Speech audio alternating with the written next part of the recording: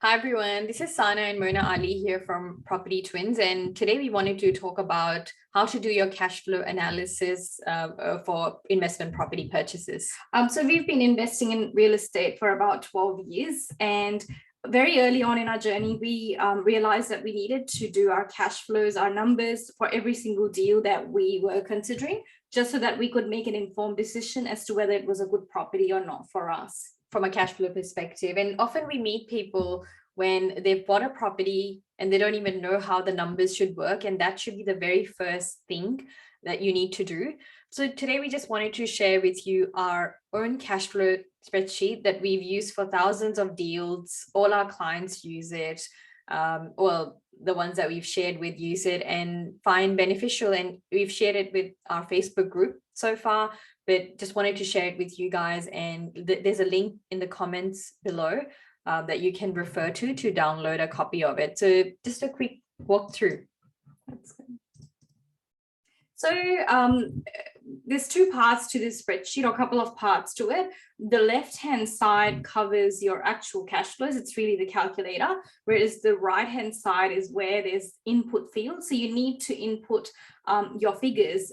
So these include things like your purchase price, how much deposit you're doing, whether you're doing 20% or 30% or 12%, whatever that figure is. Then you need to populate stamp duty. You can use one of the online calculators, and we have referenced one here that you can access.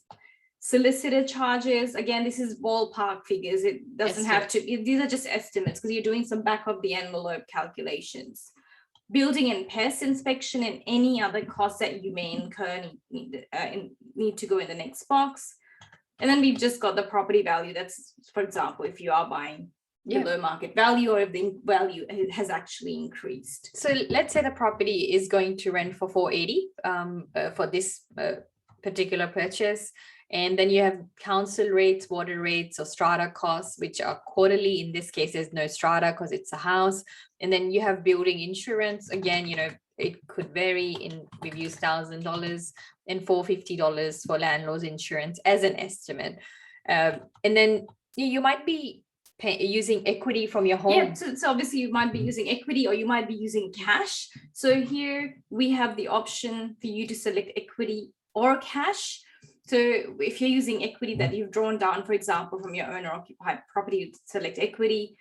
Alternatively, cash, that's if you're using cash. So it's got an impact on your cash flows, because when you're using equity, you're paying interest on that, and that interest needs to be factored in your cash flows. Yes, let's say it's equity that you're using, and let's say you're paying 2.89% on that. An interest only rate. Yes, the equity, which is 120K odd that you're using from your home, and that's auto calculated, by the way. And then the actual loan of 400K, which is 80% of 500K after a 20% deposit. Let's say you're paying another 2.89%.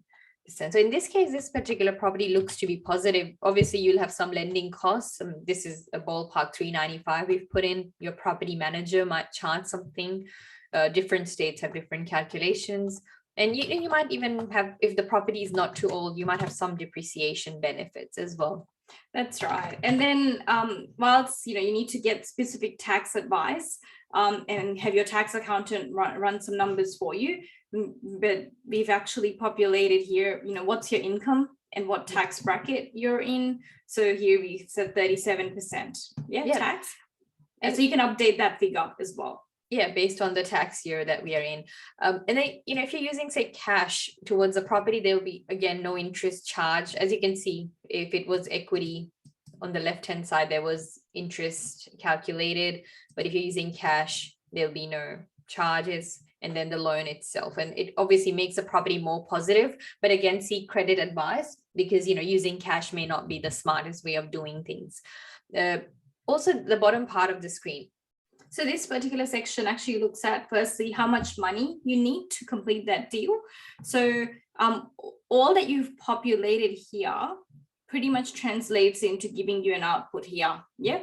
So in this particular scenario, you need about $120,000, and you're borrowing 400 grand, which is really 80% of 500K, because you're putting 20% deposit. Alternatively, say you wanted to put in less than 20% deposit and you're putting 12% deposit. In that instance, you need to pay, generally, you need to pay lender's mortgage insurance that's typically added to your loan, subject to your borrowing capacity. So we've assumed like a 2% lender's mortgage insurance. Again, this is back of the envelope. You need to seek specific credit advice and get the exact LMI figure for your own calculations. But for simplicity, we've said 2%. And, LMI is generally tax deductible over a period of 5 years, being a borrowing cost. So that impacts your ultimate tax return that you end up getting. Yeah, and also need to be mindful, this, again, total outlay required is a lot less if you're putting, say, 12% deposit, and that's what's populated here versus 20%. So this, and let's go back to you using equity and maybe 12% deposit, and your numbers change basically, right, based on what you're able to, what you're putting in versus, so there's a number of scenarios that may apply here. So you need to get specific advice. But if you'd like to run these numbers for yourself, for the deals that you're considering, in the comments, in the section below, we've added a link to the spreadsheet, and we highly recommend that you do utilize it, because it's simple, not obvious, but it's important part of the journey. Most important part of the journey. And again, guys, please run your numbers before you make any important decisions. And we're looking forward to doing more of these. So please subscribe to our channel. Click the subscribe button and the bell icon button so you get notifications whenever we upload any videos. And yeah, thanks guys. Thank you guys.